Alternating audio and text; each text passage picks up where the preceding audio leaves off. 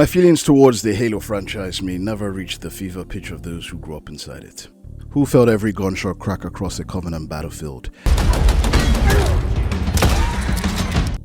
every plasma sword hum to life in their hands, every gravity hammer swing land with earth-shaking finality, who heard Marty O'Donnell's monastic chant swell as a ring world unfurled beneath them and understood instantly that they were standing inside something ancient and enormous.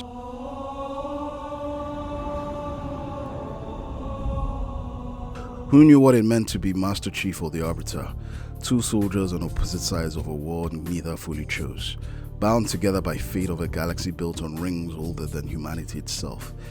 But I do have a tremendous respect for its imprint on the gaming industry and being the anchor that brought Microsoft's Xbox to the forefront. Nowadays, following Bungie's departure from the franchise and the arrival of 343 Industries, now rebranded as Halo Studios, the series has never quite reached the heights of its first four titles. The epic stories, the countless hours lost to multiplayer, whether local or online, whether it was Slayer, Capture the Flag, or co-op campaign runs at 2 a.m. with friends. None of it has hit the same since. The last time we saw Master Chief in action was in 2021's Halo Infinite, a project with vast ambitions but a failed reality. It never lived up to expectations, and long-term support was quietly discontinued, and now we return to the very game that put the Xbox on the map. And in a strange way, this version of a Stone Cold classic reflects the current state of Xbox itself. Halo Campaign Evolved is a remake, and now the fourth version of Halo Combat Evolved, a game that was ahead of its time. One that revolutionized console multiplayer shooters with a campaign as grand as its multiplayer was addictive. And it didn't just launch a franchise, it launched a console. 25 years later, Halo Studios is using this remake as a reintroduction, a chance to put Halo in front of an audience that never held an Xbox controller in the first place. As executive producer Damon Kahn put it, remaking the very first campaign from ground up was an ideal entry point for new players. A deliberate return to where it all began, rather than a random pick from the franchise back catalog. That's why Campaign Evolved isn't an Xbox exclusive. It's now on PlayStation 5 and PC alongside the Xbox Series X and X, marking the first time a mainline Halo title has ever launched on a PlayStation console, and a continuation of the platform philosophy Microsoft has been building towards for years, that an Xbox game shouldn't need an Xbox to be played wherever players already are. Even with all of that, what's presented here will leave longtime fans and newcomers alike with mixed results. Halo Campaign Evolved focuses solely on the legendary campaign and isn't packaged with multiplayer, which leaves it feeling like half a game from the offset. Despite that, the campaign is one that has aged remarkably well. Well enough, in fact, to put the new missions presented here to shame, testifying to Bungie's pristine blueprint. The story follows Master Chief, a genetically enhanced super soldier, and his AI companion Cortana after the ship, the Pillar of Autumn, crash lands on a massive ring-shaped structure while fleeing a losing war against the alien Covenant. What begins as a fight for survival against religious zealots slowly unravels into something far stranger.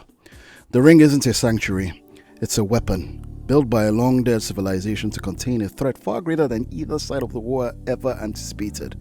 As Chief and Cortana uncover the truth of what's been sealed inside, the campaign pulls off one of gaming's most famous tonal pivots, shifting from a straightforward military shooter into something closer to survival horror, without ever losing its footing.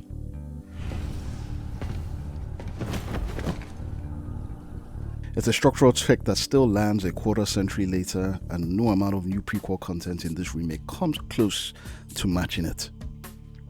Campaign Evolved also bolts on 3 new prequel missions, Operation Meteorite penned by longtime Halo novelist Troy Denning. They follow Master Chief and Sergeant Johnson aboard a Covenant research vessel investigating Forerunner relics, roughly a year before the main story. It's a neat bit of canon expansion, but sandwiched next to a campaign that still knows exactly when to twist the knife a quarter century later. These new missions can't help but feel like a footnote next to the main text. The original Combat Evolved ran unrestrained. You had a handful of weapons, shields that recharged but health that didn't, and a sandbox triangle of guns, grenades and melee that forced you to constantly juggle loadouts against Covenant power that always outgunned you. Every encounter demanded patience. The game simply didn't give you the tools to rush it. Campaign Evolved doesn't play by that rule anymore. Chief can sprint from the very first cutscene, closing distance, or escaping trouble in a way the 2001 version simply never allowed. And instead of scavenging for health packs, wounds now knit themselves back together slowly alongside your shields. Old hip-fire-only weapons like the assault rifle and the needler can finally be aimed down sights, matching how the rest of the modern series handles gunplay. And for the first time, Chief can now jack Covenant vehicles mid-battle, Wraith tanks included, which can now be blown apart instead of just avoided. Vehicles get more room to breathe here too. Between the 4-player co-op and the expanded set of drivable and stealable rides, entire encounters that used to be strictly on foot firefights now play out as full-blown convoy battles. Warthogs flanking Ghost, a hijack Wraith turning the tide of a fight it was previously ending. It turns some of the campaign's biggest open stretches into genuine playgrounds rather than corridors you happen to be driving through. The weapon roster has been stretched too. Guns that hadn't been invented yet in 2001 but went on to become staple series. The fuel rod gun, the SMG, the energy sword are now built directly into the original 10 missions. So a firefight that used to be nothing but pistol and rifle work can suddenly turn into a stolen sword rush or a fuel rod shot arcing across the map. The prequel missions bring their own additions on top of that. Handing pairs weapons that never appeared in the base sandbox at all, like the burst-firing battle rifle, the brute plasma rifle, and the spiker. The standout levels still hit the way they always did. Halo, the Silent Cartographer, Assault on the Control Room, 343 Guilty Spark, and the more all carry the same iconic set pieces, just rebuilt at a scale and level of detail the original hardware could have never managed. The Silent Cartographer's beach assault feels genuinely massive now, and the closing Warthog run through a collapsing Pillar of Autumn is as chaotic and cinematic as it's ever been. Dodging explosions and fleeing flood on the way to the long sword escape that still lands as one of gaming's great final sprints. Then there's the library, long considered the low point of the original campaign, a maze of identical corridors and endless flood waves that wore out its welcome fast. This remake finally does something about it. The level has been restructured so you now start at the top and fight your way down, with each floor varying in layout, enemy density, and the encounter type instead of repeating the same loop over and over. And Guilty Spark has new dialogue guiding you through it so the pacing never goes dead. It's not a total reinvention, but it's the single most meaningful redesign level in the whole campaign, and it's the first time in 25 years the library has felt like it belongs in the game rather than something to survive. Then there's the return of skulls, hidden collectibles that wrap the rules of the game once picked up. Worth noting, these weren't in the 2001 release at all. They didn't show up until the 2011 Anniversary Edition folded them in from later Halo games. This remake goes even bigger, stacking in dozens of skulls, some pulled from the series' history and others made new for this version alone. Some exist purely to cause chaos. One hands you unlimited ammo and grenades, another lets you fly by holding down the jump button, turning what used to be a careful ring traversal into something closer to freeform flight. Others change how the whole game feels to play.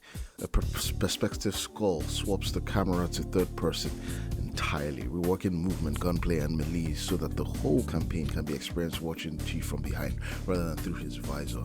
It's a small system, but between the pure mayhem options and the full perspective shift, it's one of the smarter ways this remake keeps a 25-year-old campaign feeling new on a second or third run. None of these undoes what made the original work, but it also absolutely changes its pace. This feels less like Combat Evolved frozen in time and more like Halo 5 or Infinite wearing an old face. Anyone who wants that slower original rhythm back can simply turn Sprint off. But left on by default, this version moves quicker and cushions failure far more than the game it's rebuilding. The graphics are incredible, to put it simply. Campaign Evolved runs on Unreal Engine 5, marking the first time a mainline Halo campaign has ever been built on Epic's engine rather than the franchise's own in-house tech. A real departure from Halo 5 and Infinite, both of which ran on 343's homegrown Slipspace engine. The upgrade shows immediately. Lighting, textures, and scale all look generally next-gen, sharp and clean in a way that makes the 2011 remaster look almost primitive by comparison, while somehow still holding on to the silhouettes and color palette that made the original so recognizable. It's a rare kind of remake that manages to look cutting-edge and instantly familiar at the same time. That said, the engine isn't bulletproof under pressure.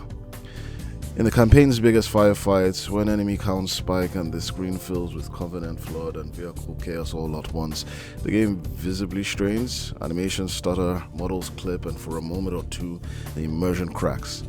It doesn't happen constantly, but it happens often enough in the game's most ambitious set pieces to be noticeable, which is a shame given how consistently gorgeous everything looks the rest of the time.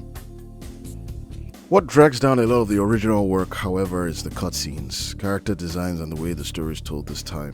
The cutscenes are clearly pre-rendered this time round, but don't smoothly transition into the game as they did in the original, and some of the dialogue delivery doesn't quite hit the same way the Xbox Classic did. The 3 bonus missions deserve a brief word too.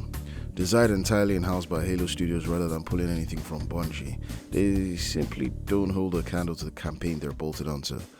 Structurally, they lean heavily on retread, familiar corridors and combat loops dressed up in new environments, and they overstay their welcome, dragging on longer than the content actually earns. The new weapons and enemy types do inject some welcome variety into the mix at least, but not enough to make the missions feel essential. They're a nice to have, not a reason to buy the game on their own. The story told across these missions is thin too, and it's not helped by the First Lieutenant Williams, a newly introduced ODST who spends her limited time trying to one-up both Master Chief and Sergeant Johnson. The problem is exposure. We simply don't spend enough time with her to form any real attachments, which if anything is a small mercy because her arc culminates in a sacrifice that's clearly meant to land as emotionally weighty, but instead lands as nothing at all. It's hard to care about a death you are never given a reason to dread. All of this raises the real question hanging over this whole package. Is this actually the best way to experience Halo Combat Evolved? The honest answer is no. This is an admirable technical effort, but at its current price and without any multiplayer to speak of, it ends up feeling more like a tech demo for Unreal Engine 5 than the bold reintroduction to Halo it was pitched as. If you already have access to the Master Chief Collection, you'll get more mileage and a more complete Halo experience out of that than you will here. If you're a PlayStation player and this is generally your only way in, it's still worth playing, but I'd wait for a markdown rather than paying full price. Halo Campaign Evolved doesn't complete the ring as much as it circles it. A franchise that once got celebrated for redefining what console gaming could be, now just quietly hoping to be remembered. 25 years later, this isn't so much a Halo above the rest. It's a Halo that never quite closes the ring. Don't forget to like, comment, follow, and subscribe. This is Workers92, signing out.